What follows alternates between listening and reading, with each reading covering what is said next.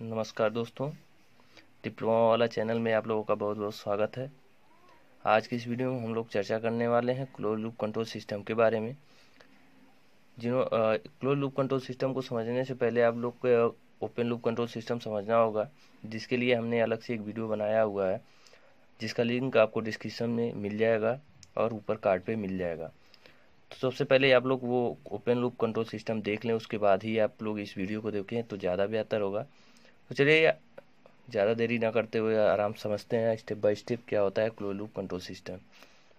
दोस्तों, close loop control system का जो है ब्लॉक डायग्राम हमने बनाया हुआ है। तो क्लोज लूप कंट्रोल सिस्टम में देखिए, सबसे पहले एक कंट्रोलर होता है जिसके जो कंट्रोल करता है। उसके बाद ये जो ब्लॉक डायग्राम है ये क्लॉथ ड्रायर का है। हमने ओपन लूप कंट्रोल सिस्टम में भी इसका एग्जाम्पल लेकर के समझा है, और इसमें भी ये एक क्लॉथ ड्रायर मशीन है जिसकी हम कंट्रोलिंग की बात करेंगे। उसमें control system close loop control system कैसे वर्क करता है उसके बारे में पूरा डिस्कस कर रहे हैं। तो दोस्तों, ये इस ब्लॉक डायग्राम में एक कंट्रोलर है और एक उस ड्रायर में हीटिंग एलिमेंट है और कपड़े जो प्रोसेस होते हैं, कपड़े जो होते हैं वो प्रोसेस अभी मैं स्टेप बाय स्टेप समझा रहा हूँ। कंट्रोलर का काम क्या होता है कि हीटिंग एलिमेंट को जो इनपुट चाहिए उसको कंट्रोल करके इसको प्रोवाइड कराता है। ठीक, फिर हीटिंग एलिमेंट जो कपड़े सुखाने के लिए हीट चाहिए वो कपड़े को देता है। ठीक है, तो ये क्या होता है एक्चुअल में कि कंट्रोलर जो है हीटिंग एलिमेंट यानी मशीन जो है कपड़े सुखाने वाली, उसको हम दो चीज़ों की ज़रूरत पड़ती है। एक, क्योंकि ये इलेक्ट्रिक के बारे में हम लोग इस इलेक्ट्रिक सिस्टम के बारे में बात कर रहे हैं, तो इलेक्ट्रिक मशीन होती है और इलेक्ट्रिक मशीन होती है तो उसको इलेक्ट्रिकल एनर्जी की ज़रूरत पड़ती है। तो सबसे पहले हम इलेक्ट्रिकल एनर्जी को अप्लाई करेंगे कंट्रोलर पे। और दूसरा चीज़ ये होता है कि उस मशीन को कितना टाइम चाहिए कपड़े सुखाने के लिए, वो टाइम हमको इनपुट में देना होता है। तो वो टाइम हम यहाँ देते हैं डिजायर्ड ड्राइनेस, और यहाँ पे ये टाइम रहता है बेसिकली कि यहाँ पे हम कितना टाइम इसको देना है।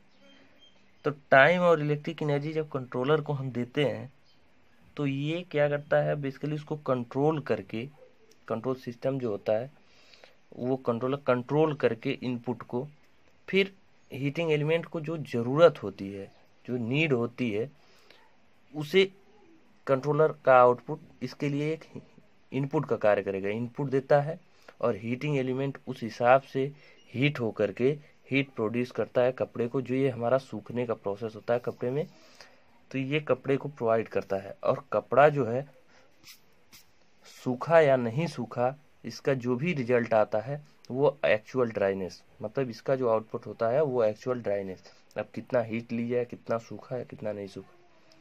तो ये तो हमारा हो गया प्रोसेस पूरा क्लोज लूप कंट्रोल सिस्टम।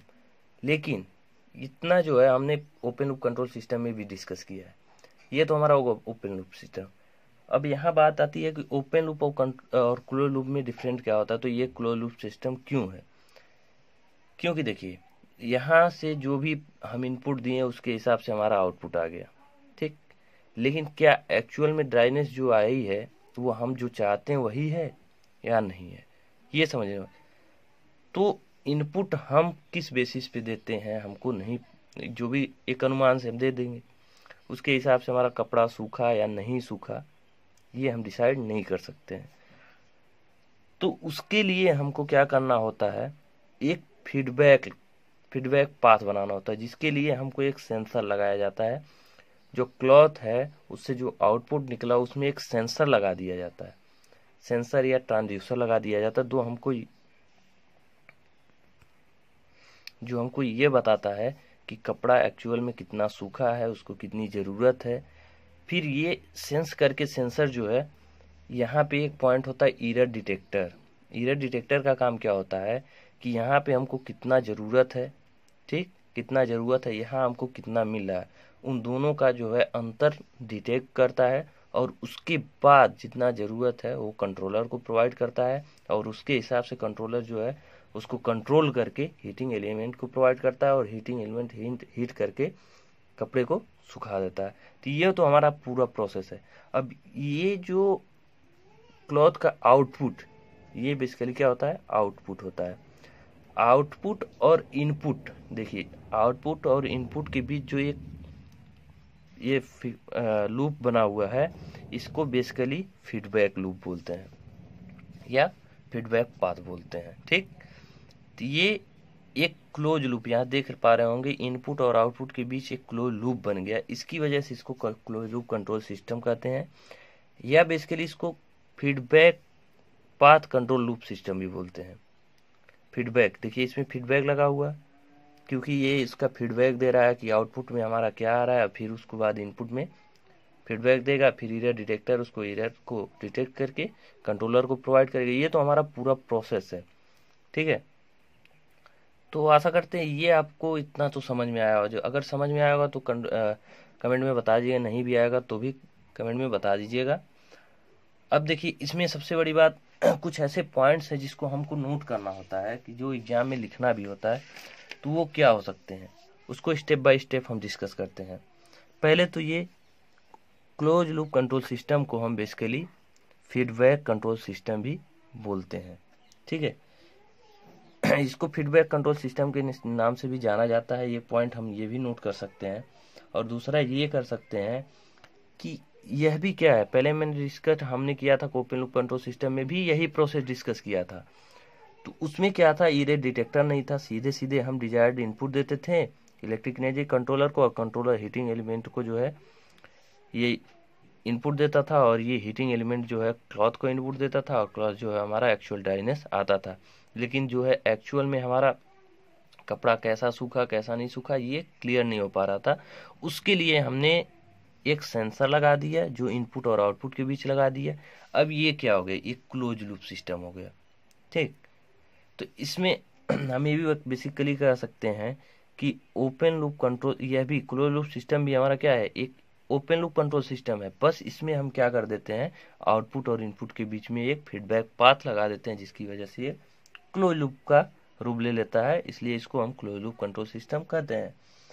अगला पॉइंट हम ये नोट कर सकते हैं, क्लोज लूप सिस्टम एक फुली ऑटोमेटिकली कंट्रोल सिस्टम है।